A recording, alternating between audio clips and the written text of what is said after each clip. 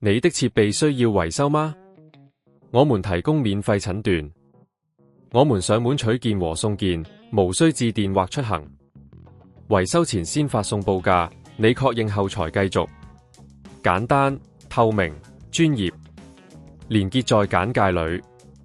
Dyson HS-01係一款非常受歡迎嘅吹風機，但如果電纜損壞，就會影響使用效果。今次我哋會示範點樣更換一條兼容電纜，讓你可以喺家中輕鬆完成。首先，準備所需工具，包括螺絲刀、兼容電纜以及安全手套。確保你已經將吹風機拔掉電源，以免發生意外。接住，用螺絲刀小心拆開吹風機嘅外殼，注意唔好損壞內部零件。當外殼拆開後，可以見到電纜連接點，記住原來嘅連接方式，然後小心斷開舊電纜。你的設備需要維修嗎？我們提供免費診斷。我們上門取件和送件，無需致電或出行。維修前先發送報價，你確認後才繼續。